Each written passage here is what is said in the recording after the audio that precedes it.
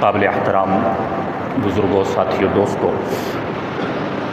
خطبے میں جو آیت پڑھی گئی ہے، اس آیت میں خود اللہ رب العالمین نے مایوسی سے بچنے کا حکم فرمایا ہے، کیونکہ مایوسی گناہ ہے۔ ایک مومن، ایک مسلمان کے لیے زندگی کے کسی بھی موڑ پر مایوسی منع ہے۔ اللہ تعالیٰ کی رحمت سے مایوس ہونا یہ مومن کی شان نہیں ہے۔ مومن وہ ہوتا ہے جو ہر حال میں اللہ کی رحمت سے امید رکھتا ہے، چاہے زندگی میں کتنے ہی مسائل اور مصائب کیوں نہ آ جائیں، وہ کبھی بھی اللہ کی رحمت سے مایوس نہیں ہوتا۔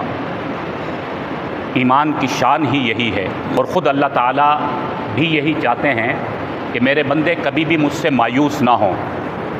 اس لیے اللہ تعالیٰ نے اس آیت میں ارشاد فرمایا، اپنے نبی سے مخاطب ہو کر کے اور نبی کے ذریعے نبی کی امت کے ہر فرد کو فرمایا، قُلْ يَا عِبَادِيَ الَّذِينَ أَسْرَفُوا عَلَىٰ أَنفُسِهِمْ، اے نبی میرے ان بندوں کو کہہ دو، اسرفوا علی انفسہم، کہ جو اپنی جانوں پر ظلم کر چکے، یعنی انہوں نے اپنی کوتاہیوں کی وجہ سے، نافرمانیوں کی وجہ سے، گناہوں کی وجہ سے اپنے آپ کو گناہوں کی دلدل میں مکمل پھنسا لیا۔ فرمایا کہ پھر بھی لا تقنطوا من رحمت اللہ، تم اللہ کی رحمت سے مایوس نہ ہو۔ اللہ کی رحمت سے مایوس ہونے سے منع کیا گیا۔ ان اللہ یغفر الذنوب جمیعا، بے شک اللہ تعالیٰ سارے گناہوں کو معاف فرما دیں گے۔ اللہ تعالیٰ قادر ہیں سارے گناہوں کو معاف کرنے پر۔ سمندر کی جھاگ کے برابر انسان سے کوتاہیاں ہو جائے اور وہ سچے دل سے توبہ کرے، سچے دل سے اللہ سے معافی مانگے، تو اللہ رب العالمین اس کے ان گناہوں کو بھی معاف فرمانے پر قادر ہے۔ اس لیے فرمایا گیا کہ ہر دم اللہ کی طرف متوجہ رہو۔ یہ شیطان ہمیں مایوس کرتا ہے۔ شیطان چونکہ ہمارا ازلی دشمن ہے، ان الشیطان لکم عدو مبین، شیطان ہمارا دشمن ہے، وہ تو چاہتا ہے، وہ تو ہمیں مایوس کرتا ہے۔ ہم سے کچھ کوتاہیاں ہو گئی، کمیاں ہو گئی، ہم نے کچھ نافرمانیاں کی، تو شیطان تو یہ بات دل میں ڈالتا ہے کہ تم بڑے گناہ گار ہو، تم نے اتنے گناہ کیے، اب تمہاری نجات کی کوئی صورت نہیں، اور وہ شیطان مایوس کر کے انسان کو مزید اور اندھیروں میں ڈبو دیتا ہے، مزید اور زیادہ شیطان اس انسان کو ناکامی کی دلدل میں پھنسا دیتا ہے۔ اس لیے فرمایا شیطان کی باتوں میں ہرگز مت آنا۔ اللہ کی رحمت تو بہانے ڈھونڈتی ہے۔ اللہ رب العالمین تو چاہ رہے ہیں کہ کب میرے بندے میری طرف متوجہ ہو جائیں۔ ہر دم اللہ ہماری توبہ کے منتظر ہیں۔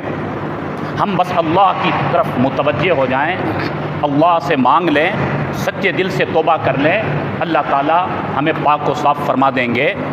التائب من الذنب کمن لا ذنب لہ، ہمارے نبی نے فرمایا جو سچے دل کے ساتھ توبہ کرتا ہے، اللہ تعالیٰ اسے اس طرح پاک و صاف فرما دیتے ہیں جیسے اس نے کبھی گناہ کیا ہی نہیں ہے۔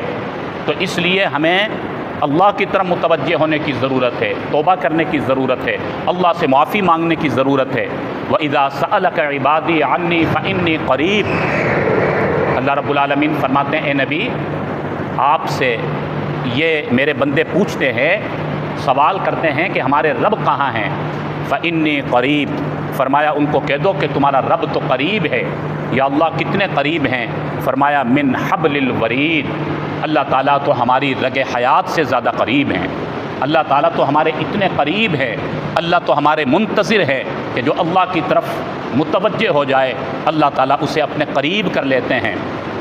اجیب دعوت الداعی اذا دعانی فلیستجیبوا لی، فرمایا کہ جو اللہ کو پکارتا ہے، جب بندہ اللہ کو پکارتا ہے، اللہ سے مانگتا ہے، اللہ سے دعا کرتا ہے، اللہ ہر ایک کی پکار کو سنتے ہیں، اللہ ہر ایک کی دعا کو سنتے ہیں، اللہ تعالیٰ ہر ایک کی دعا کا جواب بھی دیتے ہیں، دعاؤں کو شرف قبولیت عطا فرماتے ہیں۔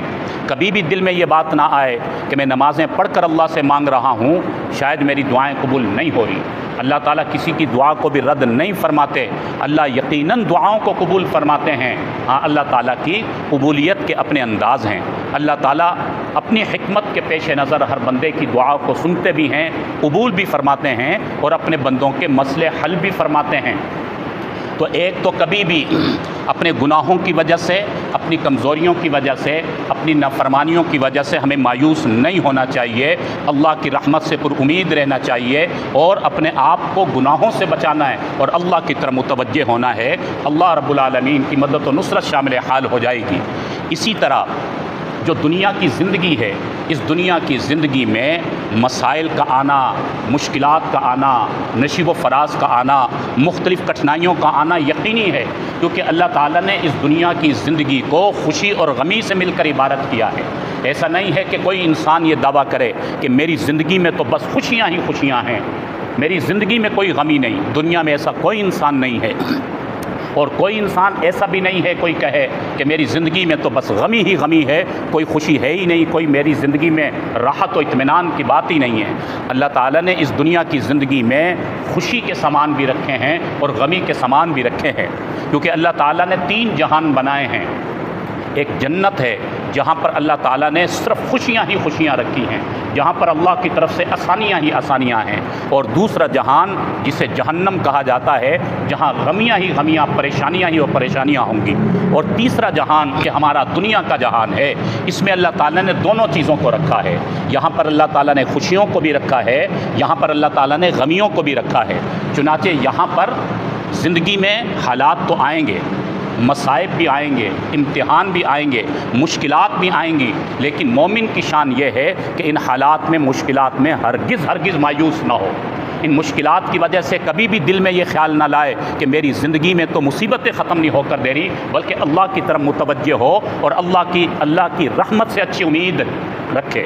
الدنیا سجن المؤمن و جنت الکافر۔ آپ صلی اللہ علیہ وسلم نے فرمایا کہ دنیا کی زندگی کو مومن کے لیے قید خانہ بنایا گیا اور کافر کے لیے جنت بنا دیا گیا۔ دنیا کی زندگی مومن کے لیے قید خانہ ہے اور کافر کے لیے جنت، اور آخرت بالکل اس کا الٹ ہے کہ آخرت کی زندگی میں اللہ نے کافر کے لیے قید خانہ بنا دیا اور مومن کے لیے وہاں پر جنت ہے اور آسانیاں ہیں۔ دنیا مومن کے لیے قید خانے کا کیا مطلب ہے؟ کیونکہ مومن کو اللہ تعالیٰ نے مختصر جو زندگی دی ہے وہ ایک مقصد کے تحت عطا فرمائی ہے۔ اب اس نے اللہ کے بتائے ہوئے احکامات کے مطابق اپنی زندگی گزارنی ہے، محدود زندگی کے اندر رہ کر، حدود کے اندر رہ کر، اپنی مرضی کی زندگی نہیں گزارنی بلکہ اللہ کے حکموں کے مطابق گزارنی ہے۔ قید خانے سے جو تشبیہ دی گئی کہ جس طرح انسان قید میں اگر چلا جاتا ہے تو وہ اپنی مرضی سے کہیں جائے گا نہیں، اپنی مرضی سے آئے گا نہیں، بلکہ وہ جو جیل کا ذمہ دار ہوگا، داروغہ ہوگا جو قید خانے کا، اس کی اجازت سے اس کو نکلنا ہوگا۔ اپنی حاجت کے لیے جا رہا ہے تو بھی اجازت ہے، واپس آئے گا تو بھی اجازت ہے، دیگر تقاضے ہیں تو بھی اجازت ہے۔ اب وہ قید خانے میں ہے اور وہ اپنی مرضی سے نہیں آ جا سکتا۔ بالکل اسی طرح فرمایا ایک مومن بھی اللہ کے احکامات کا پابند ہے، اللہ کے حکموں میں قید ہے، اللہ نے اس کے لیے حدود رکھی ہیں۔ اللہ نے فرما دیا میرے مومن بندے، تو نے زندگی گزارنی ہے، اپنے معاملات بھی چلانے ہیں، لیکن اس طرح کرنا ہے جس طرح میرا حکم ہے۔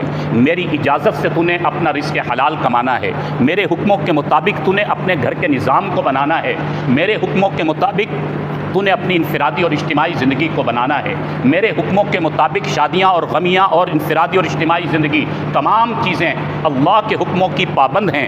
اس حدود کے اندر رہ کر ہم نے زندگی گزارنی ہے۔ اس کو کہا جاتا ہے کہ ہماری دنیا مومن کی زندگی بطور قید خانے کے ہے۔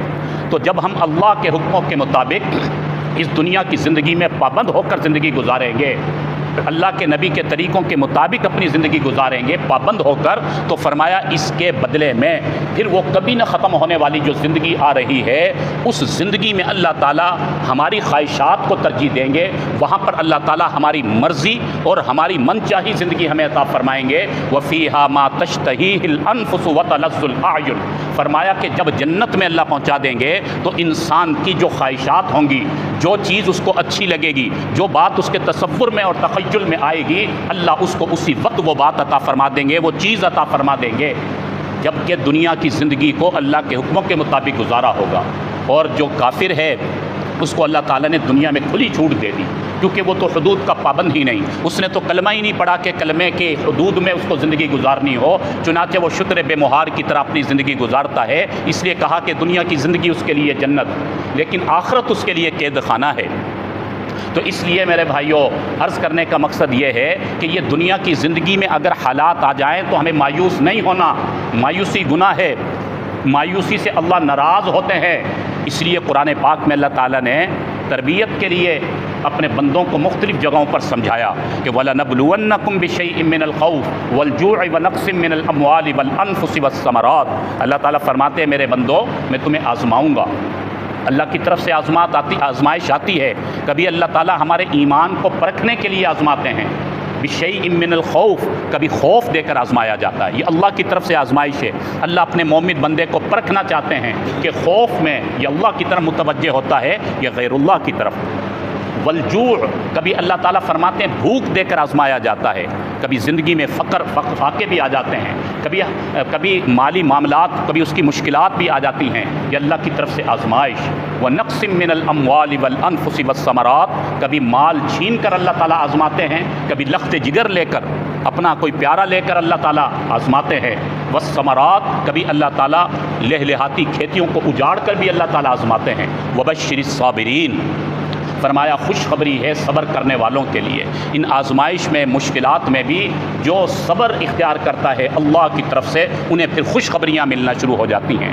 اس لیے اپنی اس دنیا کی زندگی میں دنیا کے حالات کی وجہ سے، عارضی مشکلات کی وجہ سے کبھی بھی اپنے دل میں ہم مایوسی پیدا نہ کریں. مایوس لوگوں کو اللہ تعالیٰ پسند نہیں فرماتے. صحابہ اکرام کی زندگیوں میں کتنی مشکلات تھیں، کتنے حالات تھے، لیکن کبھی بھی ان کے واقعات میں ہمیں مایوسی کا پہلو نظر نہیں آتا. اور جتنے بھی اولیاء اکرام گزرے ان کی تعلیمات میں ہمیں مایوسی نظر نہیں آتی ہے. چنانچہ کسی بھی شخصیت کی تعمیر کے لیے، ایمان کی پختگی کے لیے ضروری ہے کہ ہم اللہ سے ہر دم پر امید رہیں، اللہ کی طرف متوجہ رہیں. اس لیے اس آیت مبارکہ میں لا تقنطوا من رحمت اللہ فرما کر اللہ کی طرف سے حکم دیا جا رہا ہرگز اللہ کی رحمت سے مایوس نہ ہوا کرو، بلکہ اللہ کی رحمت سے پر امید رہو.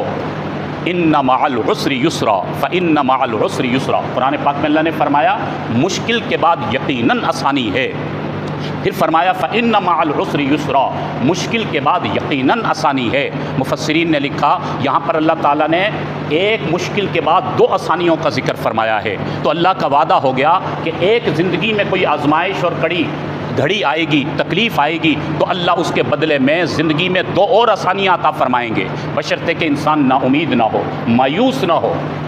تو اس لیے جب بھی زندگی میں مشکلات آئیں اللہ کی طرف متوجہ ہوں، اللہ سے مانگا کریں. تو آیت جو پڑھی گئی ہے اس میں مایوسی سے منع کیا گیا. تو مایوسی گناہ ہے، ہمیں خود بھی مایوسی سے بچنا چاہیے اور اپنے گھر والوں کو، سب کو، اپنے معاشرے کو بھی مایوسی سے بچانے کی کوشش کرنی چاہیے. اللہ رب العالمین ہمیں ان باتوں پر عمل کی توفیق نصیب فرمائے. وآخر دعوانا ان الحمد للہ رب العالمین.